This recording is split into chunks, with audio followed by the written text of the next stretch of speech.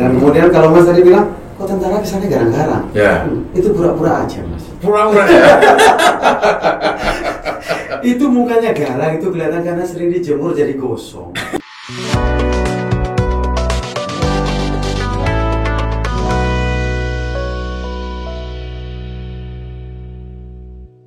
Assalamualaikum warahmatullahi wabarakatuh, sahabat Sakinah. Hari ini tadi tiba-tiba saja ada sekitar 15 orang anggota TNI, kayaknya dari Kodim 0815 Mojokerto. Nah ini tiba-tiba datang geruduk-geruduk ke rumah sakit Islam Sakinah. Ada apa ini? Apakah mau ada perang, ngajak perang, atau minta tenaga medis untuk dibawa ke medan perang? Nah, untuk jelasnya kita tanya langsung kepada Komandan Kodim 0815 Mojokerto, Letnan Kolonel Infanteri Beni Asman. Selamat sore, Komandan. Selamat sore, Mas. Ada apa nanti tiba-tiba kok geruduk-geruduk gitu, Nan?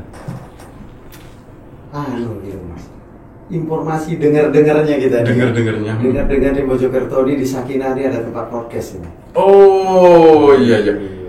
Kita juga pingin lah Kodim Mojokerto ini masuk dalam podcastnya Sakinah Menyapa. Oke. Sehingga harapannya masyarakat kota dan Kabupaten Mojokerto juga tahu tentang Kodim Mojokerto. Kemudian kita juga bisa menyapa lewat program Sakinah Menyapa di wilayah Mojokerto. Oh, ternyata itu sahabat Sakinah. Jadi Pak Dandim ini bersama anggotanya ingin nyapa sahabat Sakinah yang ada di berbagai tempat, khususnya yang ada di kabupaten maupun kota Mojokerto. Nah, apa ini Pak Dandim yang ingin disampaikan? Karena kan kita selama ini yang kita tahu ya, kalau tentara itu ya tugasnya perang atau tugasnya jaga perbatasan atau apalah ya. Nah, kalau di Kodim ini apa Pak tugasnya Pak? Ataukah memang juga bersiap-siap perang juga? Begini loh Mas. Ya, tentara khususnya ini kita Kodim ini adalah di bawah naungan Korem 082 Citra Pajawida Jaya, kemudian juga ada di atas kita adalah Kodam 5 Brawijaya. Nah, kemudian tentara ini juga ada tugasnya banyak berdasarkan undang-undang yang diatur pada tahun 2002 dan 2004. Itu menyampaikan bahwa ada OMP dan OSP. Apa itu, Pak? Itu operasi militer perang, itu MSP. Tugas pokok menjaga kedaulatan, mempertahankan, kemudian intinya pokok daripada menjaga kedaulatan negara. Kemudian kalau OMSP itu banyak operasi militer selain perang. Itu ada sekitar 14 tugas yang harus kita laksanakan. Salah satunya separatis, membantu pemerintah daerah, PAMI VIP, secara tidak urus saya sampaikan ini juga membantu situasi wilayah yang ada. Banyak. Ternyata tidak hanya perang sahabat Sakinah, artinya ada 14 tadi yang disebutkan, diantaranya menjaga keamanan di daerah juga, membantu pemerintah daerah, begitu dan ya. Nah, kalau seandainya kita ngomong perang, kalau saya ingat tentara itu ingatnya mesti perang soalnya, Madan. Jadi dulu saat saya kecil itu lagunya itu loh, Irak Kuwait bertempur, Amerika turut campur. Nah itu kan video klipnya itu tentara dan sedang tembak-tembakan gitulah ya. Nah hari ini ada perang di Rusia dan Ukraina. Nah kalau di Indonesia ada nggak potensi tembak-tembakan perang gitu? Kalau di Indonesia secara umum ya Mas, kalau potensi perang dengan negara lain itu tidak bisa kita prediksi. Tidak bisa diprediksi. Nah, makanya kita harus bersiap untuk perang. Bersiap untuk perang. Karena mempersiapkan perang itu tidak mudah. Seperti kita membangun sebuah rumah sakit seperti sekarang di Sakinah. Membangun rumah sakit dalam tempo 1 tahun kita bisa bangun. Mulai dari pondasi sampai bangunan selesai, kemudian kita isi dengan perlengkapan peralatan. Setelah itu baru kita isi manusianya atau orang yang awakinya di rumah sakit ini. Tapi kalau dalam menyiapkan suatu negara untuk perang itu tidak bisa serta-merta 1 tahun 2 tahun, bisa lama. Seperti kita contoh aja, karena ini kan menyangkut kepentingan sebuah negara. Tidak bisa kita juga langsung ujuk-ujuk, Pak, saya mau beli pesawat di Amerika. Amerika tentu akan membuat suatu nilai tawar apabila mereka juga menjual. Kalau saya jual, kamu ikut sayanya apa? Di situ banyak kepentingan-kepentingan, sehingga itu tidak semudah. Begitu kita beli spare partnya, dan itu akan mengatur politik negara. Jadi tidak segampang seperti membangun sebuah ini, karena itu menyangkut dalam hal-hal yang sangat urgent antar negara, kepentingan-kepentingan yang ada. Nah makanya kita ya suatu saat kita kalau ditanya seperti tadi apa siap perang, ya jawabannya ya kita harus siap. Harus siap. Kapanpun dan situasi kapanpun negara harus siap. Karena berarti kalau tidak siap, berarti kita tidak sesuai dengan tujuan Undang-Undang Dasar 45 yang poin pertama melindungi segenap bangsa Indonesia. Berarti kalau kita melindungi tak bisa, berarti kita bubar sebuah negara ini. Berarti semuanya tidak bisa jalan. Nah makanya ujian pertamanya itu harus bisa. Kita harus siap untuk perang. Karena harus kita lindungi dong. Kedaulatan kita negara akan rusak apabila kita tidak mampu. Nah, dan karena harus siap, kita tahu TNI lahir 45 bersamaan dengan kemerdekaan Indonesia. Itu secara resmi ya. Kalau sebelumnya kan ada banyak laskar dan sebagainya, hanya dilebur jadi TNI. Nah, sudah ada sejak 1945. Seandainya dan yang sampai tadi harus siap, seminggu lagi tiba-tiba perang gitu dan ya, peralatan kita siap nggak? Kalau seandainya seminggu lagi kita perang, peralatan tentu dengan sumber daya yang ada kita kerahkan, yang ada peralatan yang sudah ada sekarang tentu kita maksimalkan. Nah makanya sistem pertahanan negara kita yang mengajak dengan sistem adalah permesta, perjuangan rakyat semesta, dan semuanya kita melibatkan seluruh unsur yang ada. Makanya beberapa waktu yang lalu kita dengar Kementerian Pertahanan membuat namanya komponen cadangan. Ya betul. Itulah komponen cadangan itu dalam mendukung kekurangan daripada lini daripada tentara ataupun efek tentara aktif yang bisa dipakai untuk berperang. Artinya warga sipil yang kemudian dilatih gitu ya, untuk kemudian jika seminggu lagi jadi perang, pasukan cadangan ini sudah siap. Terus kemudian juga Mas, semuanya juga dikerahkan untuk perang. Contoh semuanya ini. Mungkin kita lihat pada Perang Dunia Kedua. Ya. Seperti contoh pada zaman Perang Dunia Kedua, pabrik mobil VW. Ya di Jerman itu ya. Itu pada Perang Jerman, pabrik VW memproduksi peralatan untuk mendukung kendaraan militer dengan merek VW. Nah, otomatis juga tentunya Rumah Sakit Sakinah tentu kita libatkan juga dalam mendukung sebagai tenaga medis dalam perang nantinya. Siapa deh? Seminggu gas perang, maju ke medan perang. Nah, karena itu termasuk dalam bela negara. Siap. Seluruh warga negara harus ikut dan itu undang-undang mengatur. Ya, betul. Dan karena memang sesuai kalau kita baca sejarah juga, kita juga seluruh warga lah itu ketika diproklamirkan oleh presiden kita Pak Soekarno waktu itu, pasca itu untuk mempertahankan ya semuanya akhirnya ikut mempertahankan, dan terutama waktu di Surabaya lah ya, yang paling heroik itu dari sejarah kita semuanya, sampai kemudian petani yang ada di Jombang sampai kemudian mungkin Nganjuk dan sebagainya tumpak beluk ke Surabaya untuk nahan itu. Nah, sudah berapa tahun hari mulai jenengan jadi tentara? Saya mulai jadi tentara terhitung aktif itu 1 Desember 2001. 2001. Nah, kurang lebih sampai sekarang sudah 20 tahun lebih 6 bulan lah kurang lebih. Nah, sudah pernah ikut perang belum?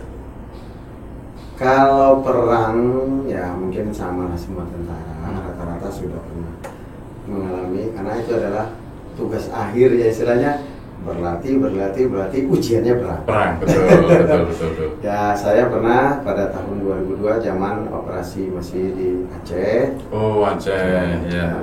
Tapi lebih bersifatnya waktu itu mengatasi separatis. Ya. Kalau keluar negeri kan kadang ada pasukan perdamaian itu kan yang ke Kongo atau ke mana, sempat dulu juga? Belum saya. Belum ya. Nah, kalau sempat di lokasi-lokasi yang konflik lah, ya. Nah, kalau pengalaman sampai hari ini sempat kemana aja dan tugasnya di TNI ini sebelum di Mojokerto? Saya mulai berdinas tahun 2002.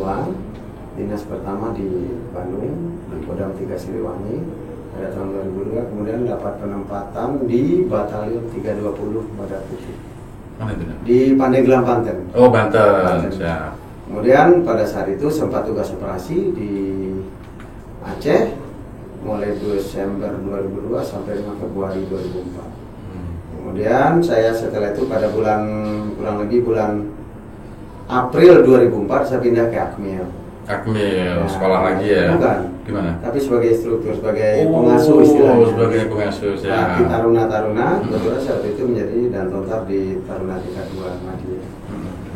Setelah itu 2004 saya pindah ke masih waktu itu ada Kodam 6 Tanjung Pura ke Balikpapan. Oh, di Kalimantan ya? Kalimantan. Kemudian pada saat di sana kurang lebih tidak lama, kemudian saya dapat penempatan di batalion Yonif 642 Kapuas di wilayah di Sintang, Kalimantan Barat. Kalimantan Barat. Pindah lagi dari Kaltim ke Kalbar. Kalbar. Nah, kemudian saya berputar-putar di sana kurang lebih dari 2007 sampai dengan 2012. Saya di Sintang, kemudian di Nangapino, sampai akhirnya sampai di daerah Singkawang. Oh, perbatasan itu ya? Bukan tidak terlalu perbatasan, tapi masih dekat. Masih satu kabupaten lagi. Yeah. Itu masih daerah Kalimantan Barat. Kemudian 2012 saya pindah ke Medan. Balik lagi dekat rumah berarti ya? Masih gak jauh. Masih beda provinsi. Ya. Di Kodam 1 Bukit Barisan di Medan, kebetulan pada saat itu saya dapat sebagai di Batalion 123 Raja Wali, Wadanion, kemudian berangkat tugas lagi ke Kalbar, perbatasan balik lagi ke Kalbar, di perbatasan Kalbar Indonesia. Kemudian baru pulang dari sana, saya pindah ke Kodim Solo, sebat itu tahun 2013 akhir, sekitar bulan-bulan September, saya masuk di Kodim sebagai Pabung Kodim. Pabung Kodim. Ya, Pabung Kodim itu nggak kurang lebih cuma 4 bulan. Saya pindah lagi masuk ke Payakumbuh, kota Payakumbuh di Sumatera Barat di Batalion 131. Ini dekat rumah ini ya? Masih dekat. Masih Sumatera Barat ya. Kemudian setahun di sana di Batalion 131 sebagai Wadanion.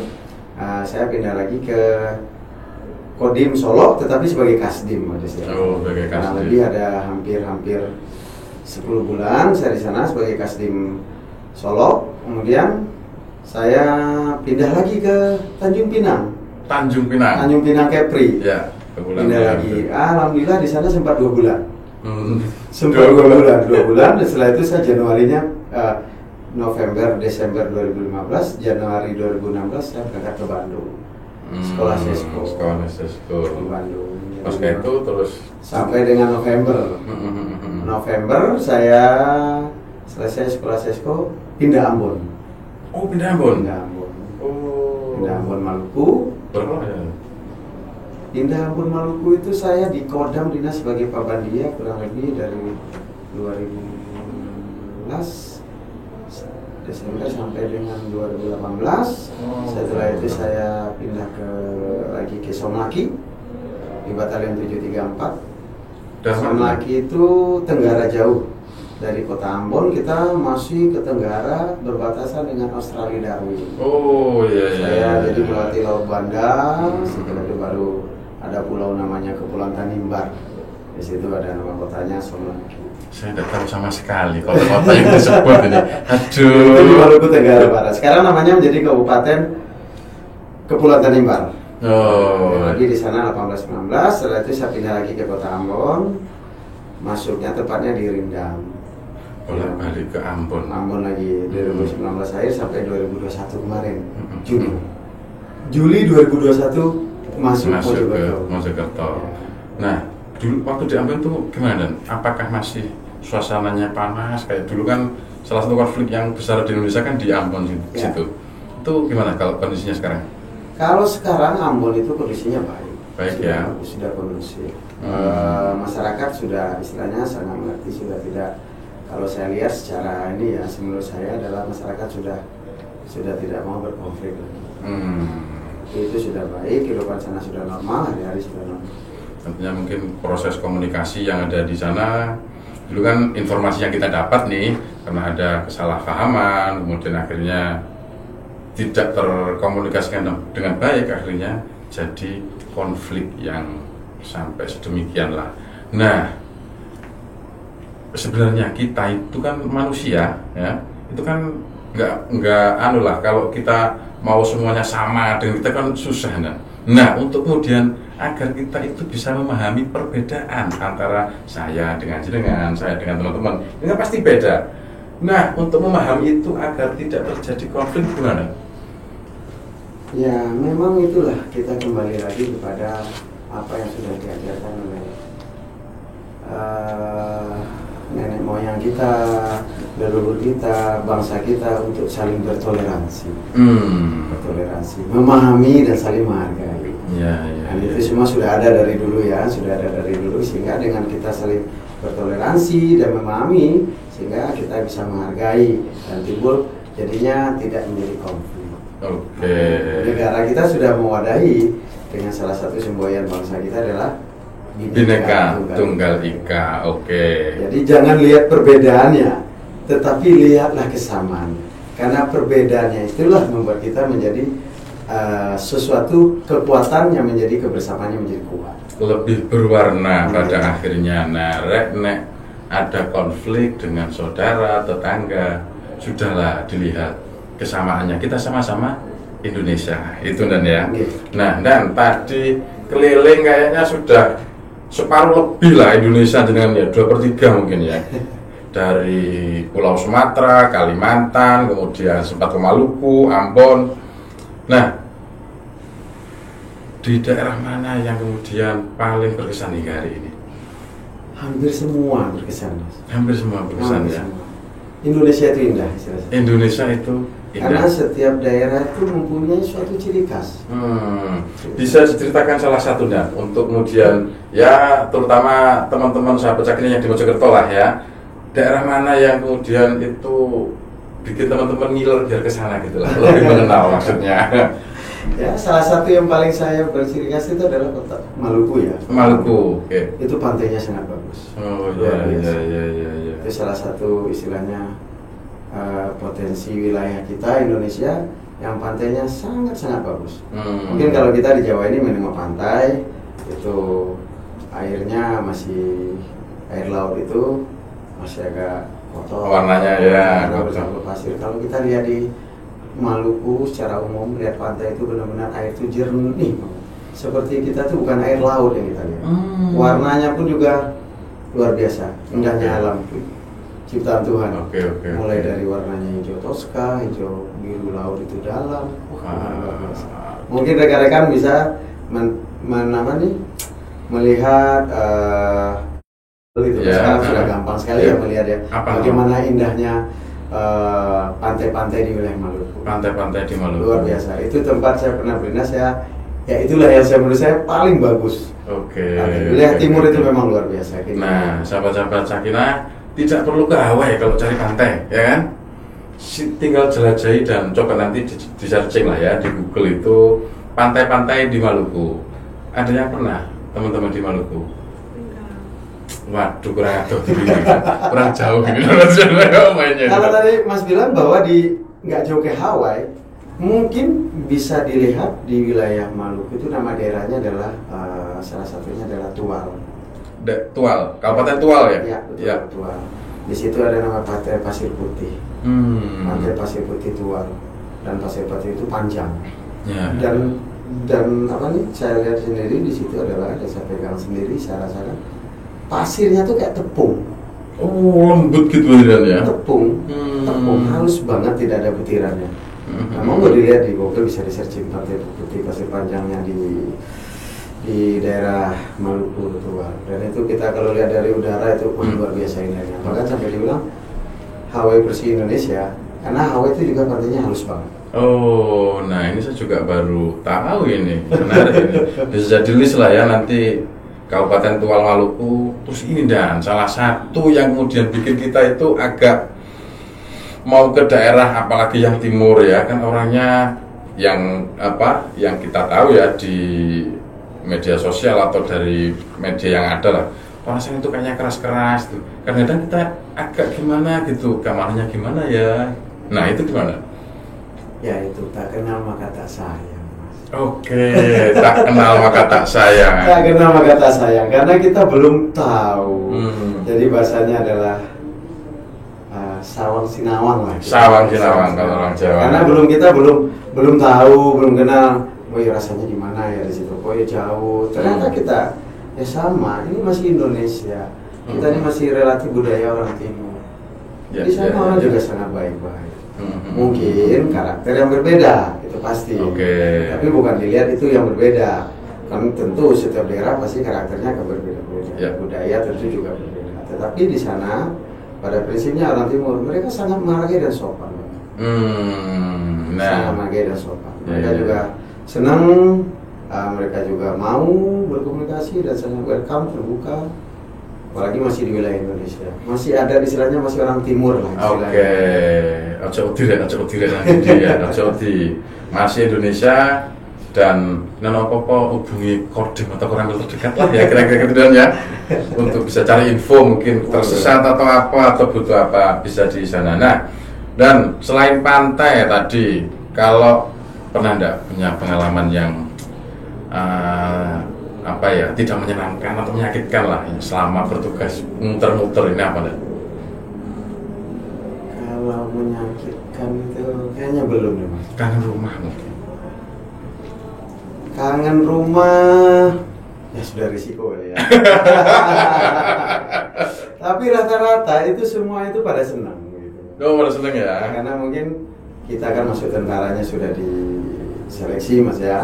Ada seleksi segala macam sehingga sesuatu berjiwa petualang lah ya, kesana kesini itu menjadi suatu tantangan. Dan mereka mendapat hal baru, tempat baru, kita tuh merasa suatu yang ya belum pernah.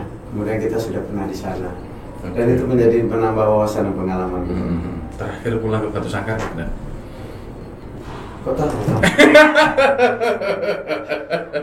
Saya lahirnya di Batu Sangkar. Itu di daerah salah satu ibu kota kabupaten di Tanah Datar namanya, di wilayah Sumatera Barat. Lahir saya di situ, saya lahir di sana sampai dengan SD. Setelah itu saya SMP ke Kota Padang pindah. Oh, Kota Padang, 100 km lebih itu kan? Kurang lebih 100 ya, kurang lebih segitu. Kan, ya. 100-an kilo. Kemudian saya pindah karena ikut orang tua saya kebetulan pindah kerja ke Kota Padang. TNI juga? Enggak. Oh, orang tua saya basicnya guru. Oh, guru, ya. Guru SMP dulu. Nah, dulu yang kemudian menjadi inspirasi untuk kemudian masuk TNI, apakah pilihan sendiri atau diminta orang tua untuk kemudian masuk? Enggak pilihan sendiri kayaknya Mas. Enggak pilihan sendiri? Pilihan sendiri. Oh, pilihan sendiri. Karena pada saat itu saya tahun 98 saya udah kuliah setahun. Oh, udah kuliah di mana? Udah kuliah. Saya waktu itu kuliah di Universitas Bung Hatta. Padang. Sudah semester 2 jurusan teknik sipil. Tak tahu saya ikut tes terpanggil gitu ya, bukan kita terpanggil, mana melihat situasi pada saat itu ya 98. Oh, 98 ya. Sehingga saya pada itu kayaknya nih saya coba ikut tes tentara. Waktu itu masih tesnya masih akabri aja, akabri ya, betul. Sama, jadi gabung udara polisi itu. Oh, jadi tidak sampai sekarang ya? Oh tidak, masih gabung ya. Masih gabung ya. Jadi waktu itu masih daftar di Padang itu saya daftarnya di Aceh Korem. Oke, ya. Di daerah Muaro namanya, di pinggir laut, daerah pantai, di Kota Padang. Waktu awal nyampaikan ini ke orang tua, kan sudah kuliah nih, udah keluar biaya. Kok tiba-tiba jadi tentara itu nggak ada penolakan atau justru didukung sama orang tua waktu itu? Alhamdulillah didukung Mas. Kebanggaannya saya begini ceritanya, saya orang tua saya. Kalau mungkin mencari sarjana banyak. Di dalam keluarga sendiri sudah rata-rata sarjana. Karena keluarga saya tidak ada yang tentara ya, Mas, satu pun. Nah, kalau saya jadi tentara kan ada satu kebanggaan tersendiri. Oke, siap. Baik untuk pribadi saya maupun keluarga secara khusus. Dan akhirnya benar-benar jadi kebanggaan. Alhamdulillah, lulus Mas.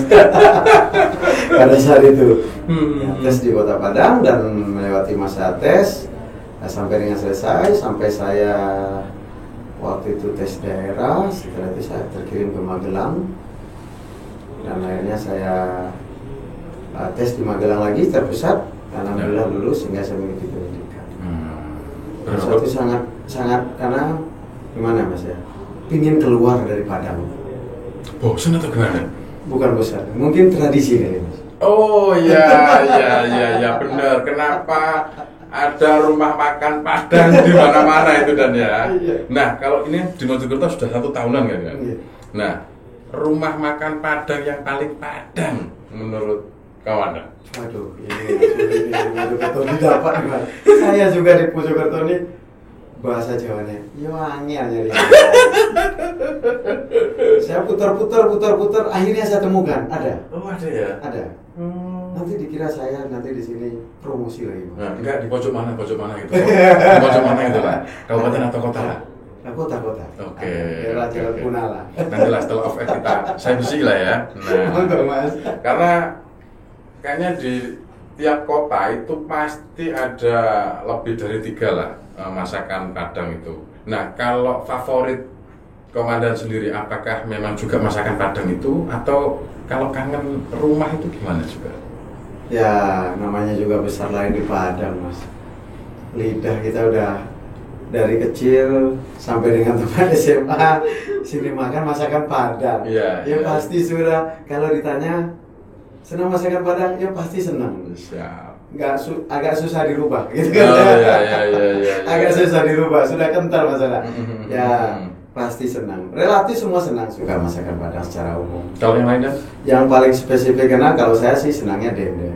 Oh dendeng ya. Kalau makanan lain dan selain masakan Padang lah karena berasal dari sana. Masakan Padang apa luar Padang? Ya di luar Padang. Relatif suka. Saya masakan Sunda bisa.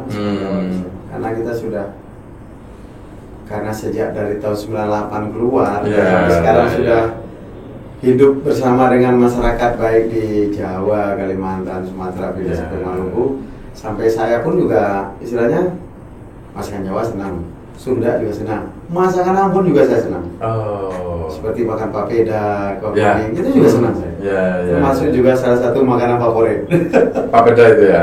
Oke siap. Menarik ini kalau sama tentara itu kayaknya kita ini belum begitu kenal sama Indonesia ini kayaknya.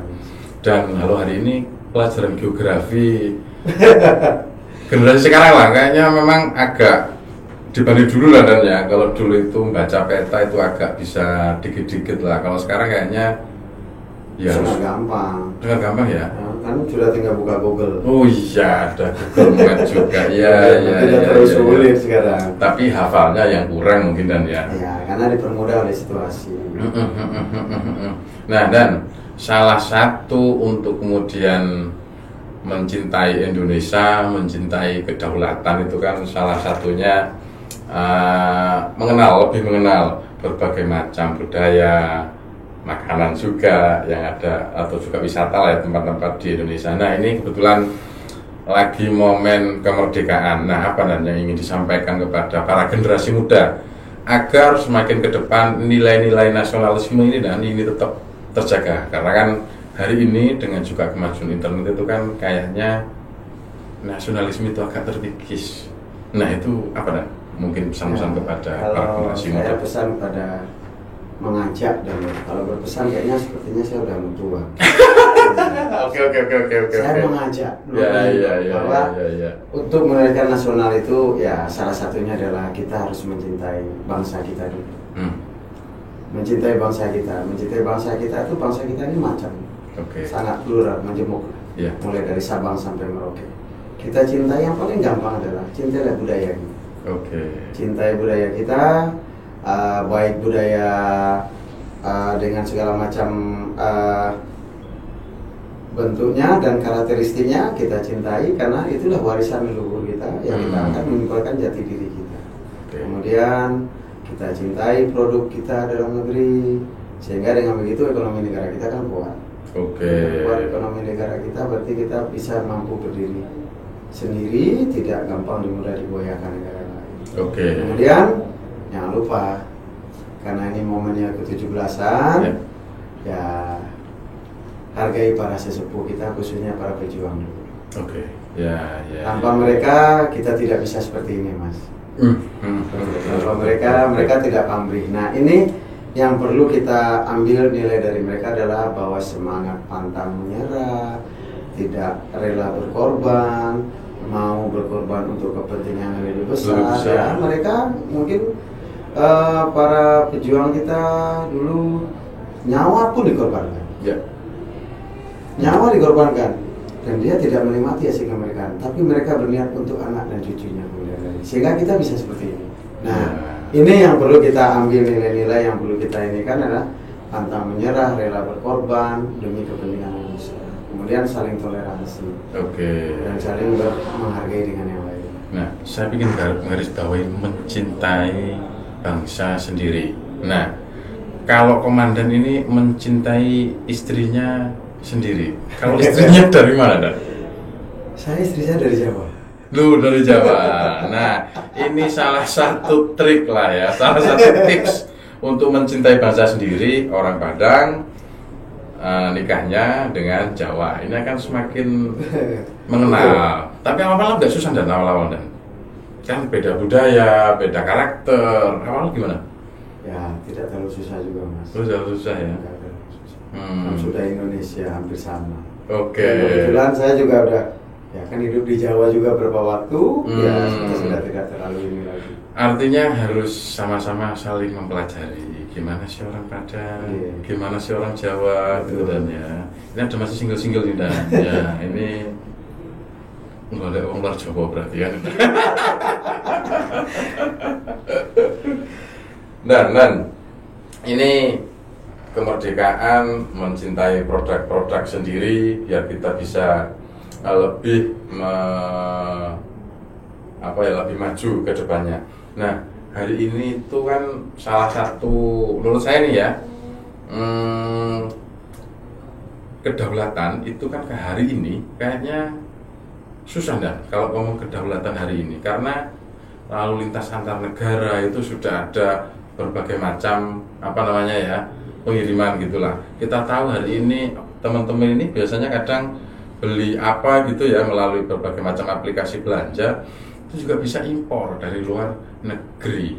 Nah, ini gimana kalau menurut pandangan dari seorang TNI ini gimana? Apakah batas-batas negara ini juga semakin lama kayaknya susah dan semuanya nanti free trade area, sudah tidak ada lagi batas-batas itu kan di wilayah kita, dan bangsa kita kan terkenal konsumtif juga lah. Itu gimana? Kalau itu kan dalam proses ekonomi ya Mas, lebih tepatnya kepada proses ekonomi, dan kita tidak bisa menolak itu. Di zaman dulu kita ingat dulu waktu saya masih SD, masa pas landas ekonomi global. Nah itu tidak bisa kita tolak dengan situasi menurut saya ya. Itu kita tidak bisa tolak. Tetapi itu semua kan tentu menurut aturan-aturan yang berlaku. Negara sudah mengatur dalam hal ini bagaimana tata cara perekonomian, bagaimana barang dari luar masuk, barang kita keluar dengan proses yang ada. Kemudian bukan berarti itu yang sudah bisa demikian bebas dengan, bukan bebas sebenarnya, tetapi ada aturan yang mempermudah, tetapi tetap dalam kerangka yang ada. Dan tidak melepaskan batas negara, tidak bisa. Itu teritori itu nggak bisa dibatas, nggak bisa dirubah. Kalau tidak ada begitu bisa bahaya nanti Mas. Betul. Gampang mudahnya aja lah. Ya. Mas punya rumah, kan dengan tetangga kita pasti saling kenal. Kita masak apa, tonggo dikasih. Tetangga masak apa, mari kasih. Bukan berarti jebol dinding rumah kan dengan sebelum. Oke. Gitu maksud saya. Itu semua bisa, tetapi bukan berarti batas negara wilayah kita tetap kita pertahankan, tidak boleh. Tetapi tidak mengganggu aktivitas mendukung ekonomi negara, perekonomian bangsa. Nah, dan TNI ini adalah salah satu pilar utama untuk kedaulatan. Nah, dan juga orang-orang pilihan lah ya, termasuk seperti panjenengan Anda. Kita ini juga kan anak muda, kadang juga ada TNI muda, kadang-kadang juga masih ada yang labil. Nah, itu untuk kemudian biar kita kesannya kalau kadang serem gitu kan, kadang-kadang tegas gitulah ya. Itu untuk menjaga emosi para anggota atau apa itu biasanya memang ada kegiatan khusus atau gimana? Kalau saya bilang meredam emosi itu relatif. Kita ini kan sudah mulai dari penerimaan itu kan sudah diseleksi. Ya. Salah satu materi diseleksi itu kan kita di psikotes. Ada materi psikologinya. Oke. Jadi sudah diukur batasan-batasan ya, mulai dari ini mampu tidak menghadapi tekanan begini, itu sudah sesuai ada. Nah, itu sudah melewati itu. Nah, itu orangnya begitu sudah jadi tentara. Ya relatif sebenarnya hal-hal itu tidak sudah terakomodir dari dirinya masing-masing, sudah bisa untuk meredam itu. Tetapi lingkungan tentunya karena masih baru, kadang-kadang seperti Mas tadi tanya masih muda, itu kok masih labil. Nah itulah perlu ada pendampingan senior, atasan, dengan cara konseling, ngobrol, komunikasi dua arah. Karena kan kedekatan antara pimpinan bawahan itu harus dekat, sehingga terjadi komunikasi, tidak boleh berjarak kalau kita ini. Sehingga dengan begitu kita tahu apa yang dirasakan oleh anggota kita. Paling tidak kita mengerti, sehingga kita, oh dia ini begini, kita harus begini. Oke. Dan itu sudah dimulai dari awal-awal ya, mulai dari tahap perselisihan itu sudah. Jadi mau masuk tentara itu di psikotes, kita ikut. Baik psikotesnya itu juga ada yang tertulis maupun wawancara. Ada semua. Dan kemudian kalau Mas tadi bilang, kok tentara kesannya garang-garang? Ya. Itu pura-pura aja Mas. Pura-pura ya. Itu mukanya garang, itu kelihatan karena sering dijemur jadi gosong. Ya. Kalau bahasa saya itu ya, tentara itu juga manusia, juga rakyat. Karena kita ini semboyan yang selalu melekat di wilayah di kita ini, tentara adalah selalu disampaikan bahwa kita ini adalah tentara pejuang. Dan kita tentara rakyat, baru kita tentara nasional, baru tentara profesional.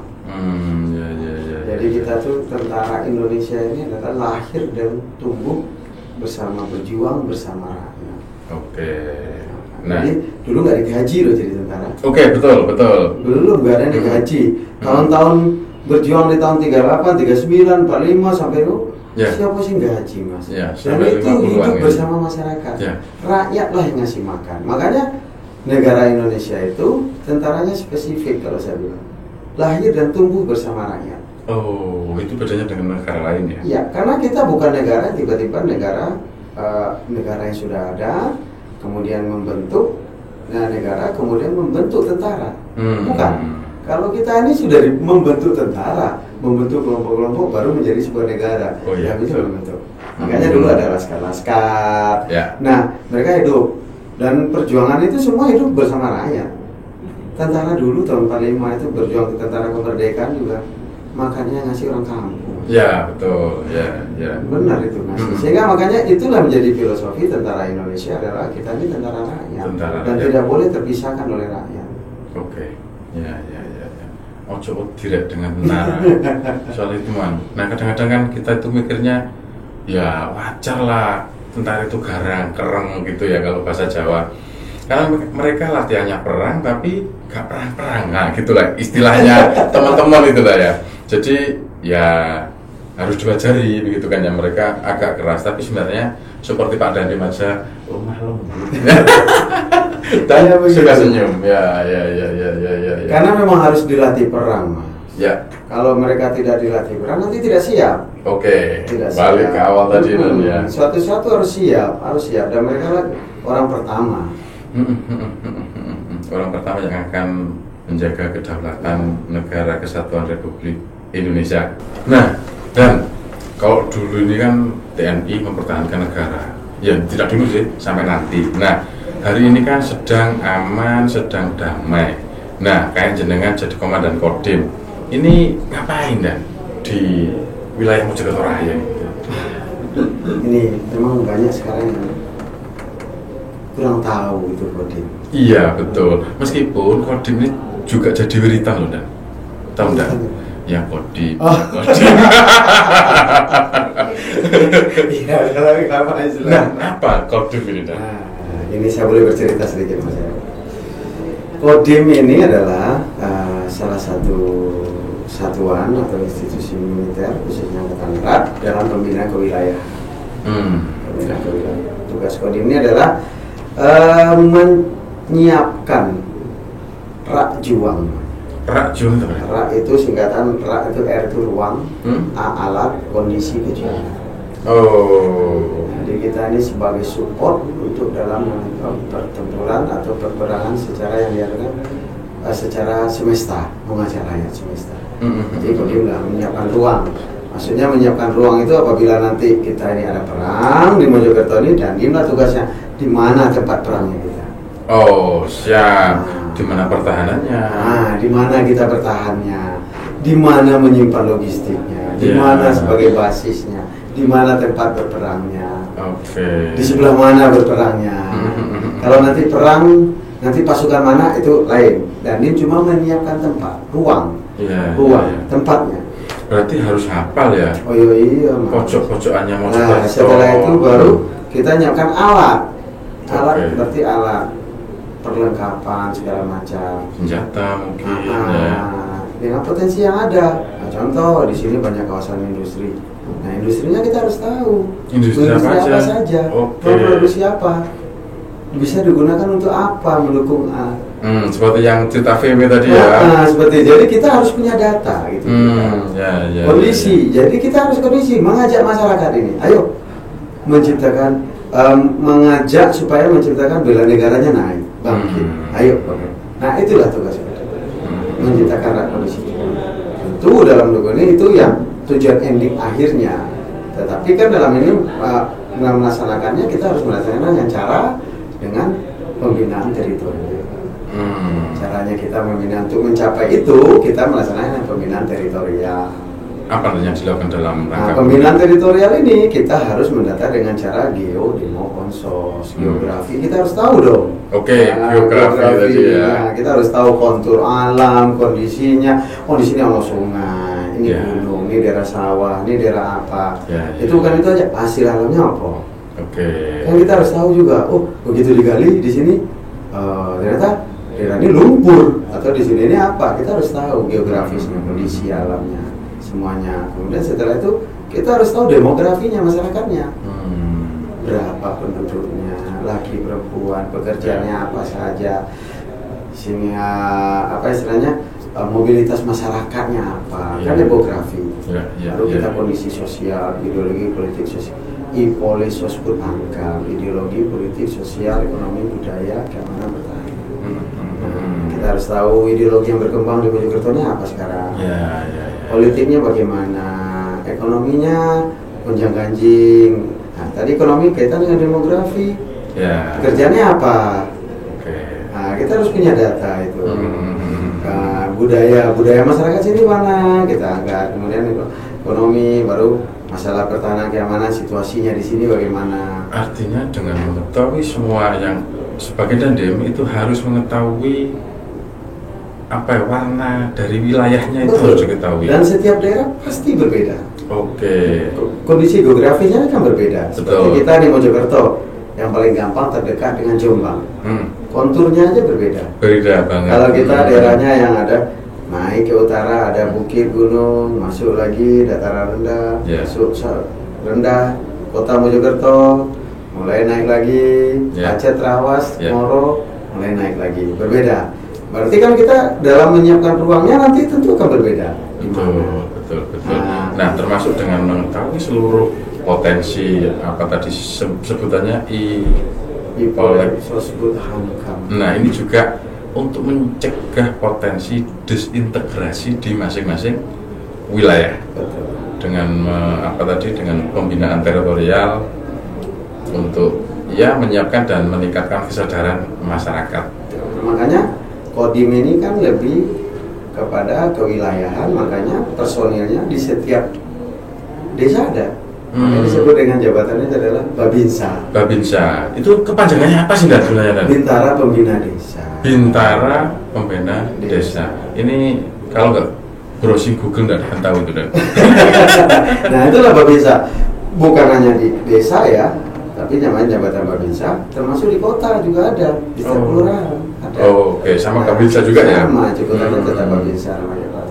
tugasnya apa itu? Nah sama seperti yang tadi. Oh. Dia harus mendata itu. Jumlah warga desanya berapa? Iya, dia harus pekerjaannya tahu. apa? Oke. Dengan begitu dia bisa tahu warga saya ini berapa. Ya paling gampang lah. Desa kita sebut contoh desa A atau kelurahan A. Dia harus tahu si warga ini biasanya Pak ini nah kalau duduknya biasa di sini, pekerjaannya ini. Dia harus mendata itu sehingga apabila terjadi hal yang tidak baik di desa udah tahu sebenarnya. Termasuk solusi untuk menyelesaikan ya, betul, sehingga dia masalah. bisa memberi masukan kepada kakes. Oke. Pak, desa kampung kita, dan dia juga bisa sebagai pengajak. Pak, ayo kita kampung kita ini biar kita guyup, kita bikin pos kamling. Oke. Jadi dialah ini mengajak dan sebagai membantu kepada kepala desa di situ atau lurah. Ya, itu sahabat Sakinah sekalian tugas dari TNI yang kalau di istilahnya tadi apa OMP SP tadi dan OMP dan OMSP itu tugas secara umum seluruh. apa tadi kepanjangannya? Operasi militer perang dan operasi militer selain perang. Operasi militer selain perang diantaranya adalah bagaimana kemudian tentara ini menjaga wilayahnya masing-masing sampai kemudian di tingkat desa agar tidak ada disintegrasi dan menjaga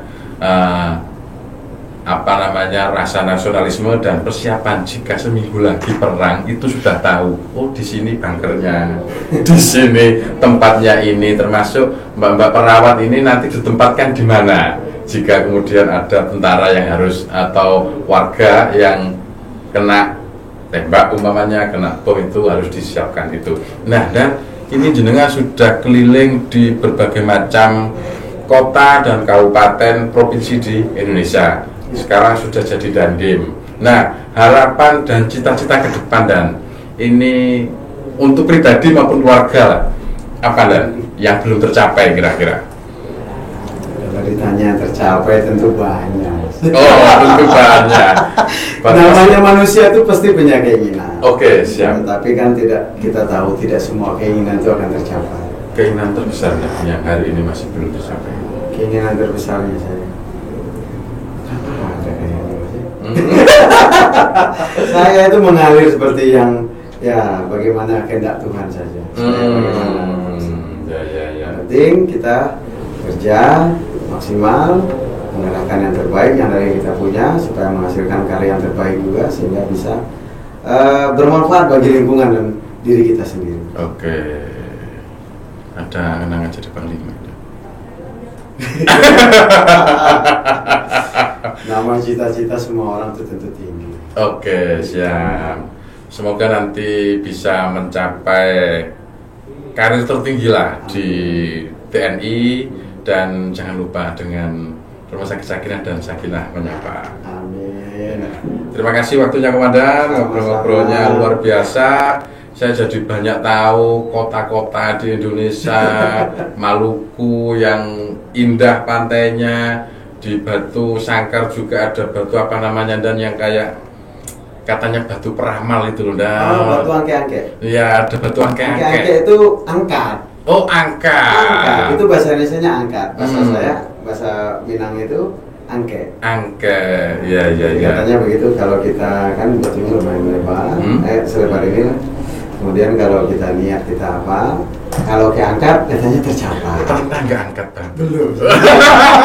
Mana saya belum lagi. Kayaknya nanti kalau mudik ke Batu Sangkar coba itu kayaknya mungkin ya. Baik, terima kasih. Demikian tadi ngobrol kita bersama dengan Komandan Kodim 0815 Mojokerto, Letnan Kolonel Infanteri Beni Asman. Semoga bisa menginspirasi sahabat Sakinah dimanapun berada. Kita akan berjumpa lagi di episode selanjutnya dengan narasumber yang pasti juga akan memberikan inspirasi. Kami akhiri, wallahul muwaffiq ila thoriq. Assalamualaikum warahmatullahi wabarakatuh. Matur nuwun.